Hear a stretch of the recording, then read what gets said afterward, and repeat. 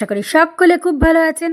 আজকে আমি পাঠ করে শোনাবো লেখক শীর্ষেন্দু মুখোপাধ্যায়ের লেখা গল্প চিঠি।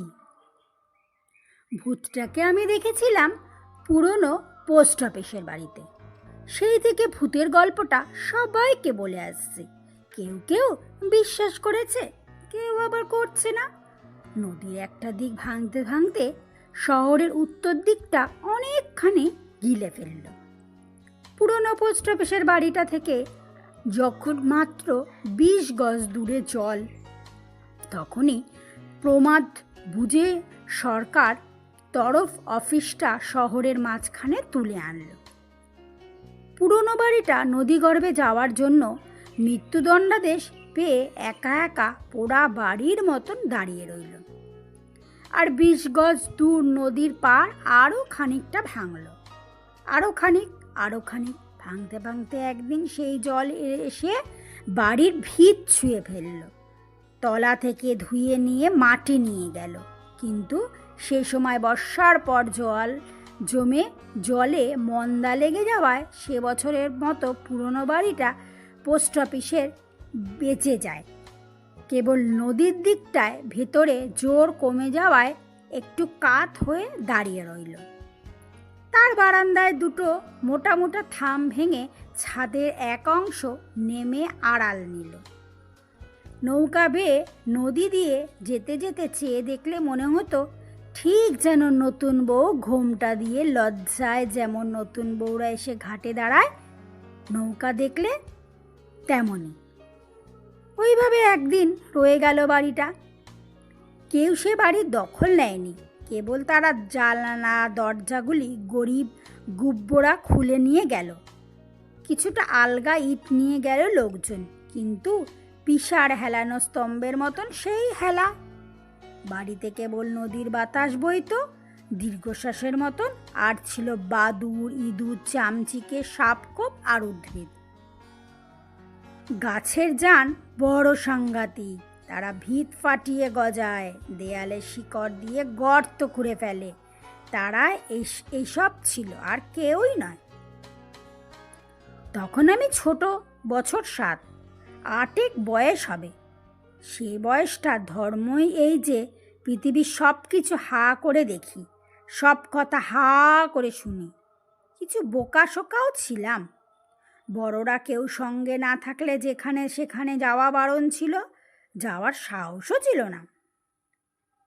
তখন দাদু বিকালবেলায় প্রতিদিন এক হাতে আমার হাত আর অন্য হাতে লাঠি নিয়ে বেড়াতে বেরোতো। সব দিন একদিন বেরোনো হতো না, তবে প্রায় দিনই আমার নদীর পাড়ে যেতাম। নদী শহরের ভিতরে ঢুকে এসেছে, কাজে বেশি দূর যেতে হতো না। একটু হাঁটলেই নদী। শহর বাঁচানোর জন্য বাঁধের ব্যবস্থা হয়েছে। চাই চাই পাথর, মাটি সব ফেলা হয়েছে। শীতকাল তখন বিশাল বিস্তীর্ণ চর ফেলে নদী আবার অনেকটা উত্তরে সরে গেছে। সে চরের মাটি চন্দনের মতো নরম, তার উর্বরতা খুব। সেই মাটিতে বিষয় বিচক্ষণ লোক চাষ দিয়েছে। জমির কোনো দাবিদার নেই, যে সে হবে। চমৎকার গাঢ় সবুজ সব ফসলের সতেজ চেহারা নদীর মারকুটে ভয়ঙ্করতাকে ঢাকা দিয়েছে।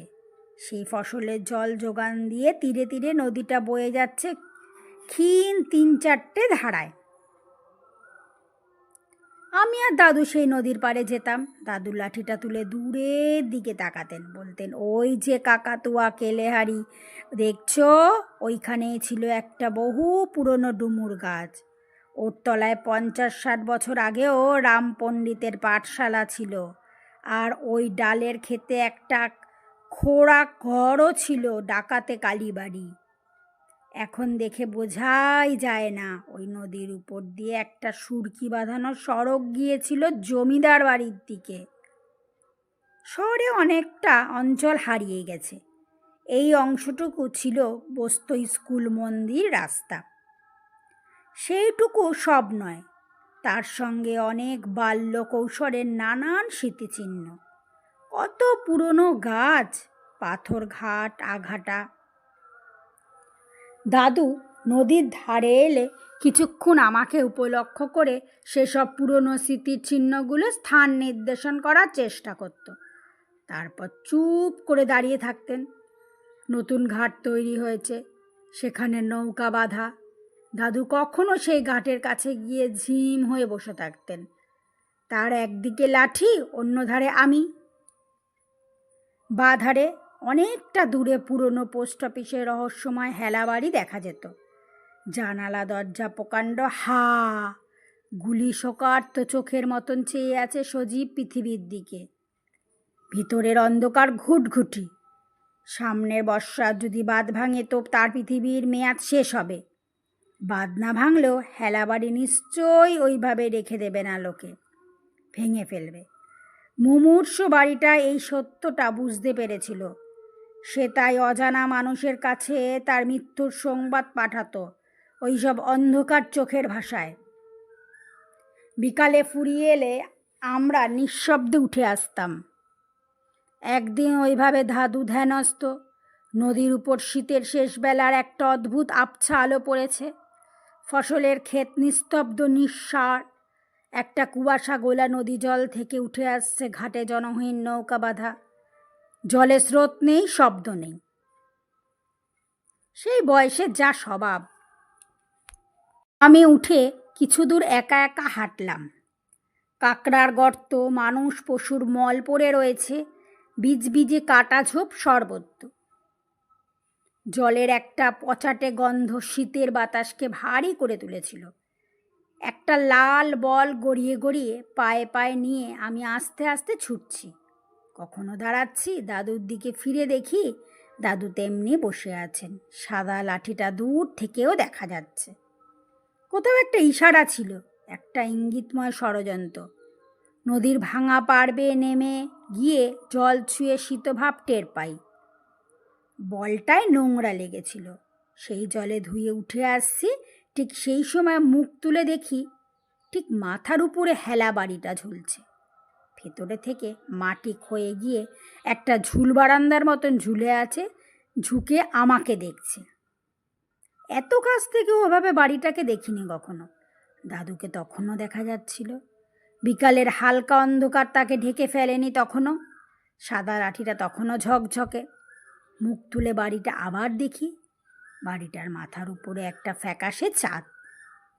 ভূতটাকে তখন দেখতে পেলাম। কথাটা কিছু ভুল হলো? ভূতটাকে আসলে আমি দেখছি কি বোধহয় না, দেখা নয়। ভূতটাকে তখনই টের পেলাম। নদীর দিক থেকে কখনো হাওয়া দেয়, দমকা হাওয়া একবার শ্বাস ফেলেই চুপ করে যায়। চাঁদের আলোটা তখনই একটু ঢেকে দিল কুয়াশা এসে। ঘুমটা খুলে বাড়িটা তখন চারধারে চেয়ে দেখে নিল একটু।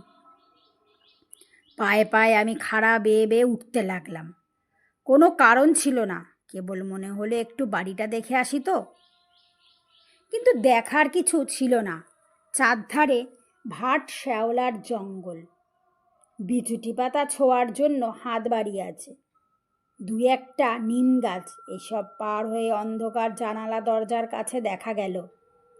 ভিতরে গম্ভীর অন্ধকার। ধুলোয় ধুলোস্বাদ চামচিকে ডেকে ওঠে। একটা বাদুর ডানা ভাসিয়ে শূন্যে ঝুলে পড়ে অচাম্বিতে দাঁড়িয়ে থাকি।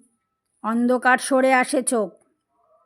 তাকিয়ে থাকতে থাকতে হঠাৎ দেখতে পাই বড় ঘরটার মেঝে একটা চিঠি পড়ে রয়েছে। একটা চিঠি, আর কিছু নয়।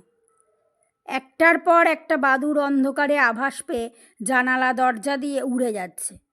জ্যোৎস্নায় ঝুলে পড়েছে নদীর উপরকার শূন্যতায়। ব্যস্ত চামচিকিয়ে ডাকছে পরস্পরকে। পুরিশ গন্ধ নাকে এসে লাগে। দাঁড়িয়ে থাকি, একটা চিঠি পড়ে আছে ঘরে। কার চিঠি? কাকে লিখেছে? কে ফেলে গেল ওইখানে? একসঙ্গে অনেকগুলি শব্দ ওঠে। নিম গাছে ফিসফিস হওয়া কথা কয়। তক্ষক ডেকে ওঠে নিজস্ব ভাষায়।